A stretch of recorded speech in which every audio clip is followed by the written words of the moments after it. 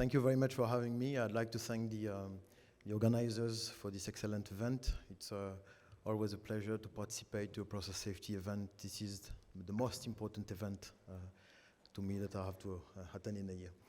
So I'm here today on the, I will do this presentation on the behalf of my colleague Abdullah Katani from SABIC and my colleague Dr. Tomasz Sholewski from Marika O'Connor Process Safety Center at Lsalamt University at Qatar.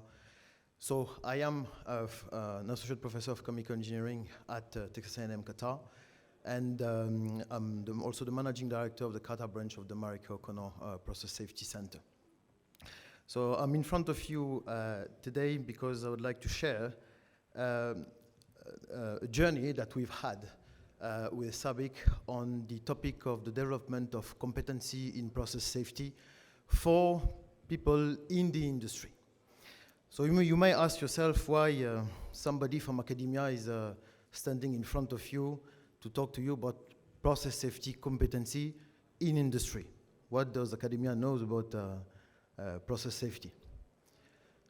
I disagree with this question, but it's a very legitimate question. If you have this question, it's good that you're asking yourself this question. Depending on where you get your definition from, process safety competency can be seen as the knowledge, skills, behavior, and attitude. This is the definition from the CCPS that one must have to perform properly a process safety related job. This is not something easy to build in an individual, and this is not something, it's a very big challenge for industry. Process safety competency is a challenge because there's a lot of issues or barriers in building this competency, related first of all to the very nature of process safety on its own. Process safety is not an easy topic.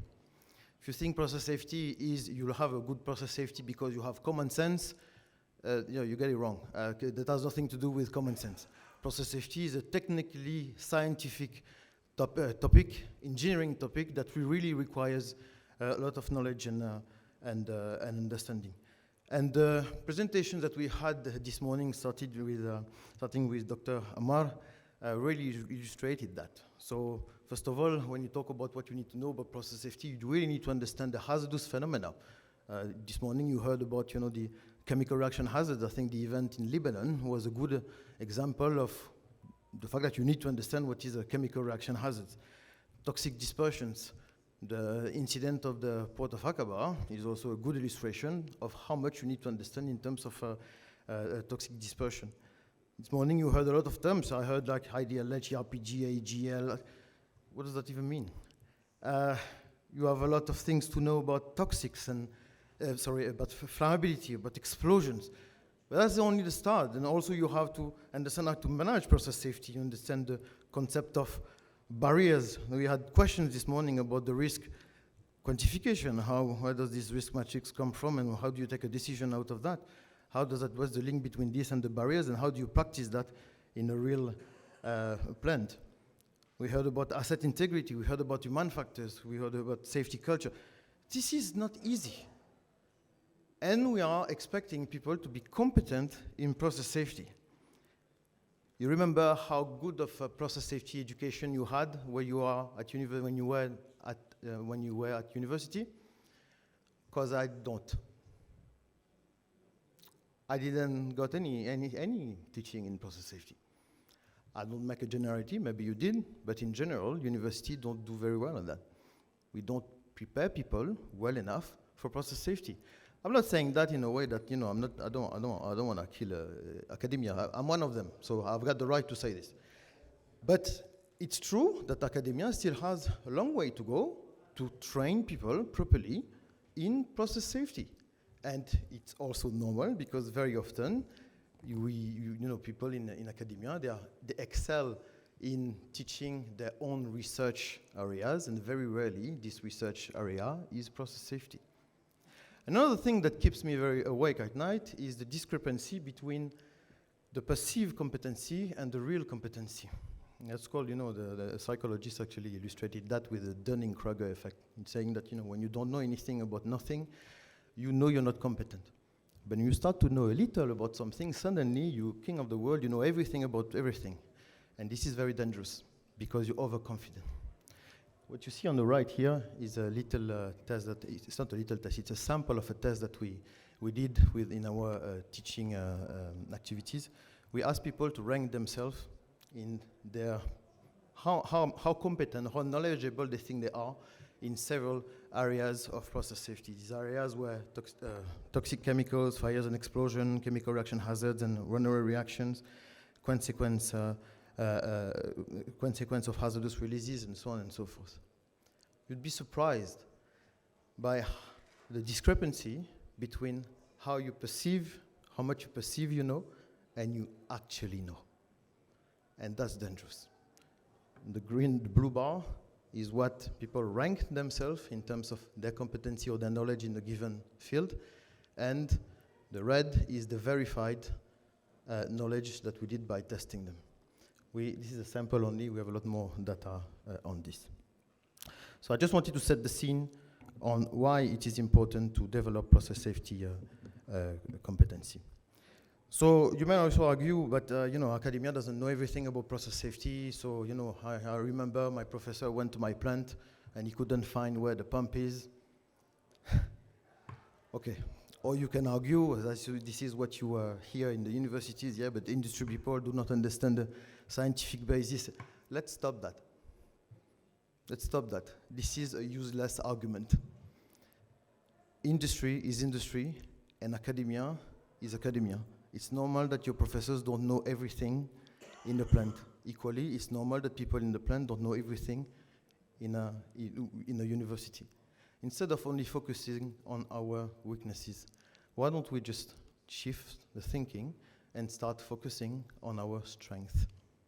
Academia has been here for hundreds of years, not thousands. We've developed enough competence in teaching science and developing ideas in a sequential manner to make sure that people understand these different concepts. Academia has the rigor, the academic approach, and a very strong experience in evaluating students.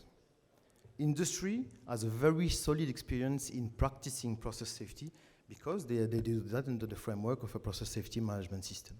They have access to real data, real cases, and they have access to engineers who have years and years of story to tell about success stories or even not success stories about process safety. And they have a field where you can apply process safety. So the question was, how can academia collaborate with industry in order to build process safety competency? In 2016, we were contacted by SABIC, and they came to us asking us if we could help in establishing a program to develop process safety competency for the engineers. And I automatically answered that yes, we have a 5-day class on process safety and loss prevention that we will be more than happy to offer to the engineers. They looked at me and they laughed because they told me that I did not understand the question, and they were right. I did not understand the question. What they wanted was to build a long-term program over 10 years in order to select a batch of most promising engineers within SABIC and make sure that they develop their subject matter expert, not for next week, for in 10 years' time. So we engaged in this project, and I got to admit that at the time that we engaged in this project, I had no idea of where we were engaging in.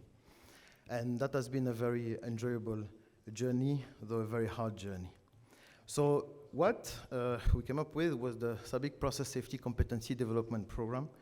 And it's a structured long-term and intensive program that SABIC engineers go through, selected SABIC engineers go through, in order to develop their process safety competency.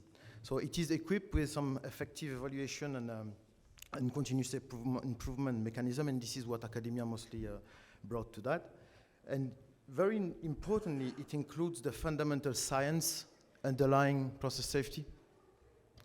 I'm pretty sure the previous presentations highlighted the need to understand this fundamental science underlying process safety, the best industry practices, and the opportunity to apply the knowledge that is being developed and acquired in this program. So this program was developed on 3 levels: the developing level, the proficient level, and the advanced level. Before getting into the details of what it looked like, we had to sit for almost a year and a half with SABIC, with constant workshops in order to define what it meant by this program. Why is there a need to establish a process safety competency program? What were the gaps? And what were the expectations in terms of competency that we would require for somebody who we will call at a developing level, at a proficient level, at an advanced level. For instance, at the developing level, we had to define, and very thoroughly, here it's just a snapshot, of course it's a lot longer than that, what is expected in terms of process safety management. If you're at the developing level, what do we expect you to know and be able to do? Same for risk analysis and risk assessment and so on and so forth. So we did that for the 3 levels, so the developing, the proficient, and the advanced level. Now, when this work was done, and again, this is a summary of it, but you just need to understand that this really took a very long time to set up. The idea is that once we've defined what is expected from these levels, how are you going to provide this knowledge to these people and make sure that this gets in their head and their mind and they get the opportunity to practice it? So we transform these requirements in modules, and this is what the program looks like. So for each level, there is a sequence of modules that you have to go through. Okay? But it is sequential. That means that you can't take module 5 if you didn't take module 1. It built on this sequence of knowledge. So each module has its own evaluation, and upon success to a module, you will move to the next module until you finish the level. So what it means in terms of, what does that mean, one module? A module includes some classroom training, which includes some lectures, some workshops, some very classical type of training. And also an assignment that each of these engineers will have to do at the end of the module, on which they will have to write a report. After the in-class training, we give them 5 to 6 weeks to go in the plant and apply the knowledge. So they will have to write a full report on that, prepare a presentation, and then they come back for 3 days where they will argue in front of a jury of experts and within themselves to make sure that they learn from each other. And this is where the magic happens, because there's a lot of interaction here. At the end of that, there is a module exam.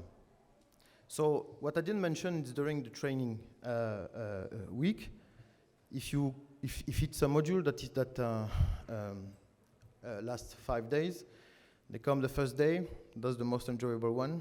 The second day starts with a 30-minute quiz from 8 to 8:30. And that's like this every day. As soon as the quiz is done, the teaching team is going to study the quiz to see what is the weakness, to address it the day after. And it's like this constantly. Now I'm talking about just one module. Upon success to one module, you do the same for the next one. And for the developing level, there are 6 modules. And at the end of this module, on which, after which these people had the opportunity to write 6 reports and had 6 exams, then come the final exam. So that means that they'll come back, and it's an exam for 2 to 3 hours, where they will have to, they can be asked any questions for the 6 modules that they will have taken. And upon success at this exam, then they will have to go for an oral interview with a bunch of experts, a panel of experts from both the center and SABIC, to evaluate if they really master this knowledge that they gain at this level. This is not enough. The line management of the person who's taking the program is also providing feedback in form of a grade on how impactful this person was in the plant in applying the knowledge. And then, and only then, you can get your certificate and move to the next level. I know it may sound overwhelming, but this is true. This is what happened. So the developing level, this is the 6 modules that were developed. The developing level itself is delivered within an entire year. Okay, so it consists of 6 modules, and you're talking about approximately 39 days of interaction with the engineers. The proficient level is 85 days, because it is 10 modules that is being delivered. So this proficient level is designed to be delivered on a span of 2 years to 2 years and a half. And the advanced level is still something that we're designing right now. Everything that you're seeing here is not an idea. It has actually been designed, improved, and delivered to SABIC engineers. So I'm not presenting an idea, I'm presenting what was actually done. These graphs are not meant to be read. Okay, so what you see on the top left is actually all the process that were put in place to ensure that there's a careful selection of the instructor, and also a process for the material preparation and validation. In no way the material that was prepared came from academia. It didn't. And in no way it came fully from industry. It didn't. It came from both. So every single slide, every single exercise, every single word of what was done in this program was carefully reviewed by weeks by subject matter experts from industry. We were not allowed to go and teach in front of this industry unless it has gone through the review process. And every time we worked with collaborators from, let's say, a consultancy company, none of their material that they used for the training off the shelf was taken. None. It was actually carefully reviewed and upgraded to the industry standard plus the academic standard. The graph on the top right is also the process for the selection of the trainee. It's not, there's a very careful selection of the individuals who actually undergo this program, and also a process for the continuous evaluation of the program. So this is the people who actually we collaborated with, because I started the presentation by asking a question: why a guy from academia is standing in front of you telling you how to teach process safety to industry? Academia doesn't know everything. And I think the best thing to do is to start with humbly recognizing that we don't know everything. The secret is not to find one guy who knows everything. The secret is to find a way to work with industry in order to collaborate to provide this training. We're good in a lot of things, but there's a lot of things we're really not good at. We just have to recognize it. Okay? Industry is excellent at telling you the practice of process safety on the field. We are much better in talking about the fundamental science. Let's work together. And that's exactly what happened here. So here you see the pictures of the program managers and the SABIC managers at the program subject matter expert at SABIC. And every time there was some fundamental knowledge and fundamental teaching to be done, this is where academia really played a very significant role. Now, every time there was PHA to be taught, I'm not the right person to teach PHA. I can explain to you, I can fool you, but I'm not an expert. I'm really not. So we asked Mike to come and deliver that. He does this every day. When it came to asset integrity, I can fool you, but if you're an asset integrity engineer, very quickly you'll see that that's not my thing. So we asked people from Siemens Energy to come and do that. So none of the material was taken off the shelf, none. That was really developed in collaboration with us, and so on and so forth with the other colleagues from DICRA, TESGAS, Bakeries, Kexcon, and I already mentioned Mike. So this is approximately the same picture. It's just that what we wanted in terms of instructor was people who had expertise in a given area. But if you're looking for experts, that's kind of easy to find. But it's a lot more difficult to find an expert who can teach. And my colleagues from academia will agree with me here. It's not because you really know a topic, it means that you can teach it. Sometimes you better keep quiet because you don't know how to. Teaching is an art. So we needed to find people not only who had in the area of consultancy, for instance, expertise in the area of process safety, but also some teaching abilities. Very strong scientific fundamentals, some industrial, genuine industrial experience, and also the will to upgrade the material to the academic standard according to this program. I gave you the example of Mike Snackert with the PHA. I could tell you also the example of the module we teach on gas detection is actually a company that designs this gas detector and actually install them for industry. I can't do that, but I can teach you runaway reactions. But we don't know everything, and that's the collaboration is the key. In no way I say that only the center, only Texas A&M did. It's not true. It's a collaboration between SABIC, the center, and these people who actually made it happen. So this is how it happened. We actually spent the year 15-16 to actually design the program itself. I just highlighted here the work that was done just for the delivery of the first batch of the developing level.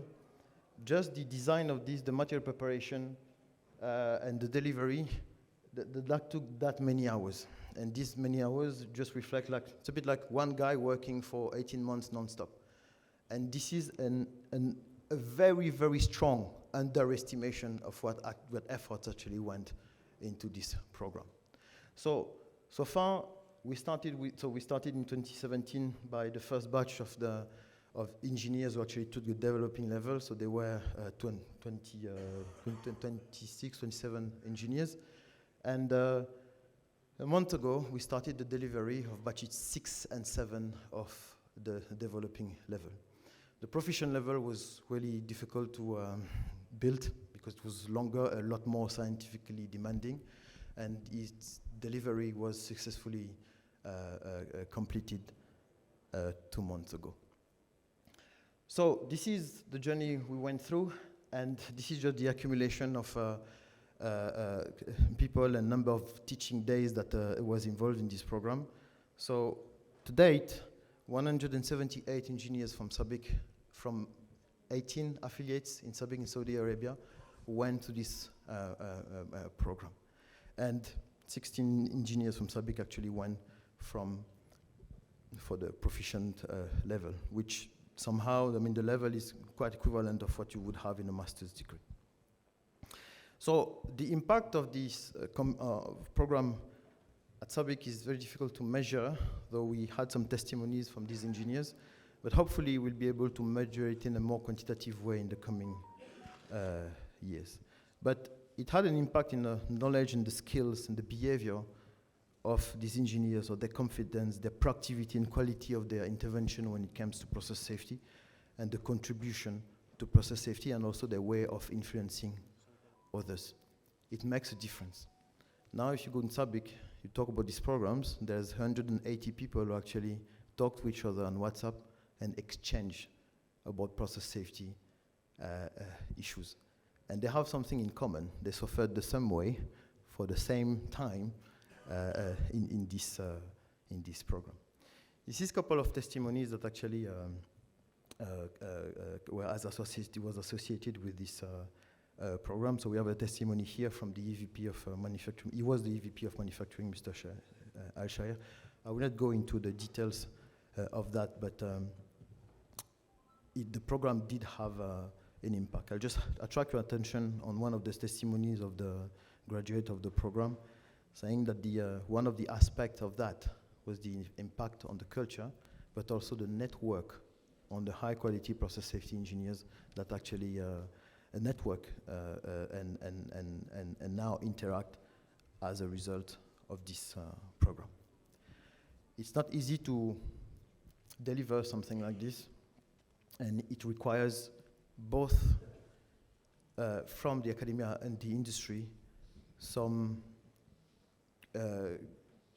key success factors. And from academia in industry, it's really a deep and strong and a driven commitment to the program. It's not an easy program to go through in terms of, I know some of my colleagues are from academia here.